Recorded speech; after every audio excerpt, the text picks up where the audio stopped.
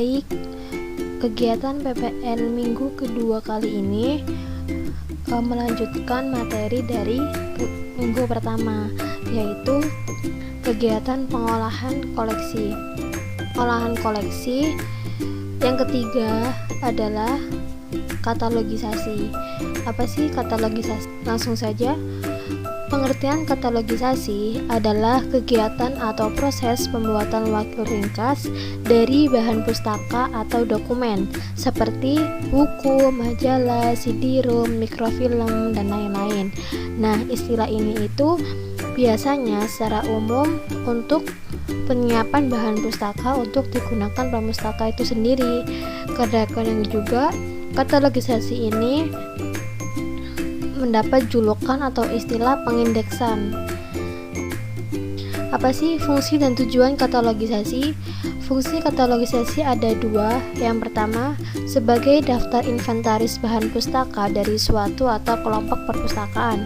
Yang kedua, sebagai sarana temu balik bahan pustaka. Tujuannya sendiri ada 3 macam. Yang pertama, memberikan kemudahan kepada seseorang untuk menemukan bahan pustaka yang telah diketahui judul atau pengarang atau subjeknya secara cepat, tepat, dan akurat. Yang kedua, menunjukkan bahan pustaka yang dimiliki perpustakaan oleh pengarang tertentu berdasarkan subjek-subjek yang berhubungan dengan jenis atau bentuk literatur tertentu. Yang ketiga, membantu dalam pemilihan bahan pustaka berdasarkan edisi dan karakternya. Karakter sendiri itu seperti sastra atau berdasarkan topik tertentu. Nah, ini adalah macam-macam bentuk katalog. Yang pertama ada katalog buku, yang kedua ada katalog berkas, yang ketiga ada katalog kartu, dan yang keempat ada katalog komputer atau biasa disebut opak. Penjelasan katalog yang pertama adalah katalog buku atau book katalog. Katalog buku ini itu bisa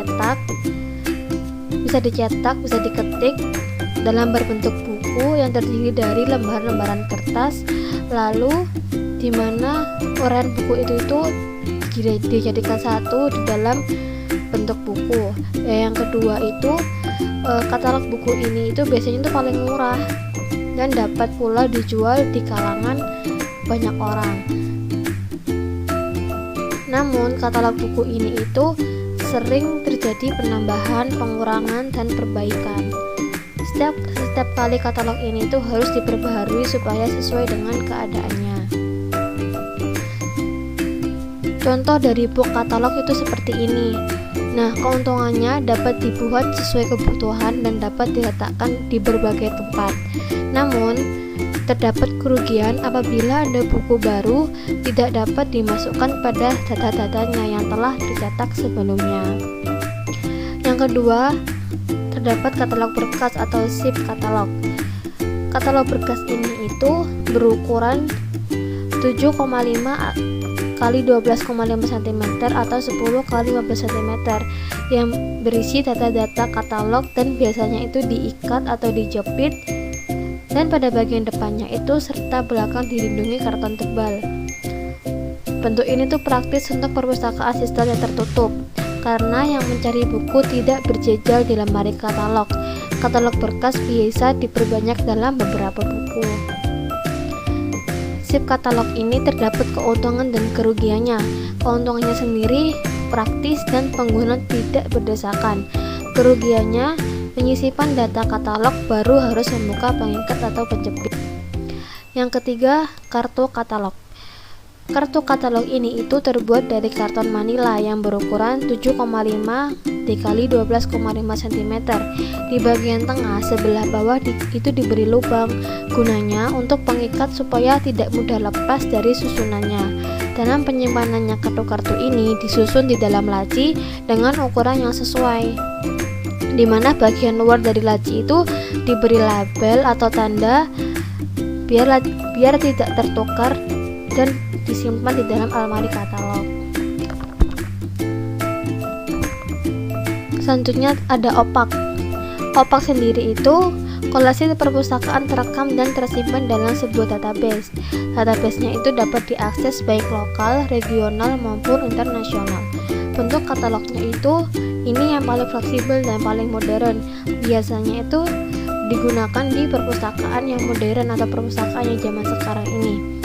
Penambahan, penyusutan atau perubahan terdapat entry bahan pustaka dapat dilakukan setiap saat dan sangat cepat, dan hasilnya segera diketahui.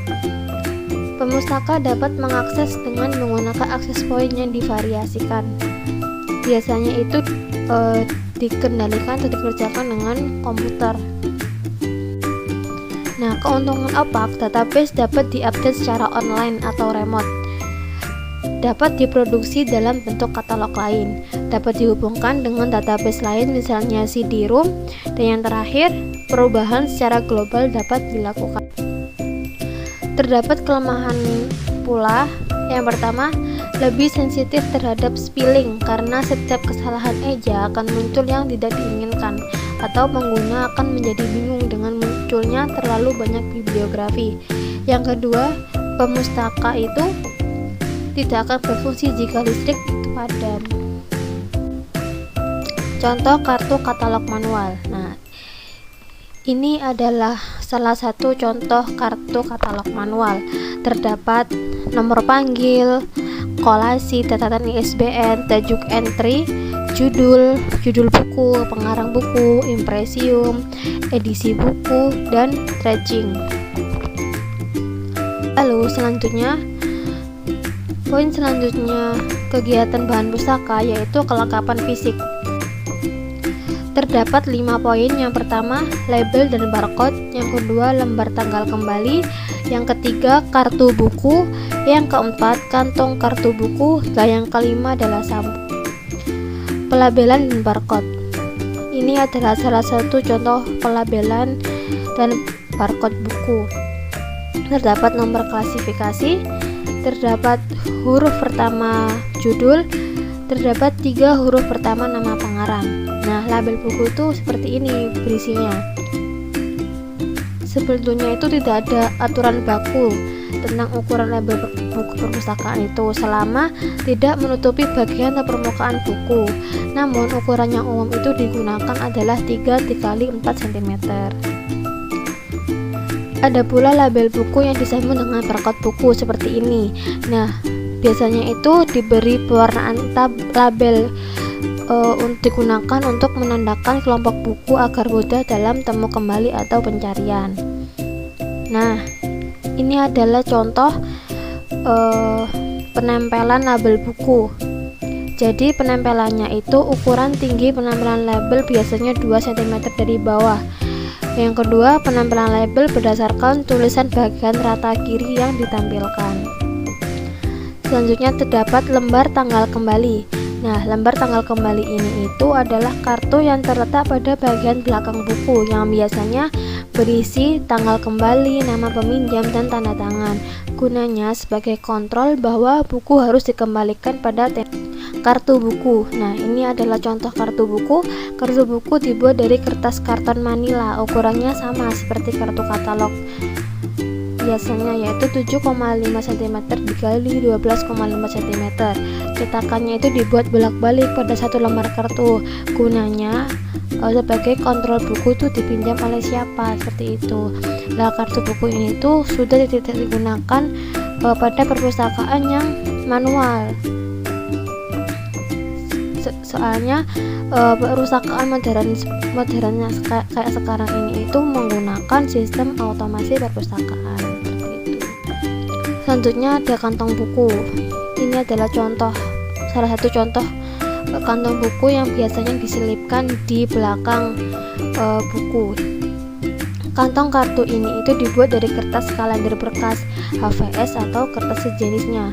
Bentuknya itu bisa segitiga atau segi empat asalkan dapat dipakai untuk menyimpan kartu buku. Ada pula label buku yang disambung dengan barcode buku seperti ini. Nah, biasanya itu diberi pewarnaan label digunakan untuk menandakan kelompok buku agar mudah dalam temu kembali atau pencarian. Nah, ini adalah contoh penempelan label buku. Jadi penempelannya itu ukuran tinggi penempelan label biasanya 2 cm dari bawah. Yang kedua, penampilan label berdasarkan tulisan bagian. Kegiatan bahan pustaka yang terakhir adalah shelving. Apa sih shelving sendiri itu? Shelving adalah pemajangan atau penjajaran koleksi di rak secara teratur dan berurutan untuk siap digunakan pemustaka. Koleksi yang dipajang di rak itu digunakan oleh anggota baik untuk dibaca dalam ruang perpustakaan maupun dipinjam lalu dibawa pulang. Pemajangan atau penempatan koleksi di rak sama seperti penataan kartu-kartu katalog yang teratur dan beraturan. Selanjutnya, mulai dengan kolom rak paling atas sampai ke kolom paling bawah dari kiri dan kanan. Lalu, bila sebuah kolom rak sudah terisi secukupnya, lanjutkan ke kolom di bawahnya lagi, mulai dari kiri ke kanan. Ini adalah penataan atau shelving buku yang ada di rak-rak. Jadi dimulai dari kolom paling bawah, lalu dari sisi kiri ke kanan. Urutan buku. Nah, ini urutan buku itu yang pertama diurutkan berdasarkan klasifikasi, yang kedua diurutkan berdasarkan abjad pengarang, dan yang ketiga diurutkan berdasarkan abjad judul. Urutan buku yang sesuai dengan penataan buku yang ada di rak agar pengunjung perpustakaan itu tidak susah dalam pencarian buku. Hal-hal yang harus diperhatikan ketika shelving atau penataan buku. Yang pertama, buku disusun berjajar, tidak ditumpuk. Yang kedua, kolom rak buku tidak diisi penuh supaya mudah ditata ulang saat ada tambahan koleksi baru. Yang ketiga, gunakan standar untuk menopang buku di sebelah paling kanan. Yang keempat, desain rak buku menyediakan sirkulasi udara yang baik. Nah, seperti itu kegiatan bahan pustaka dari minggu pertama dan dilanjut ke minggu kedua dari PPL saya. Semoga bermanfaat dalam penyampaian materi saya. Wabillahi taufik wal hidayah. Wassalamualaikum warahmatullahi wabarakatuh.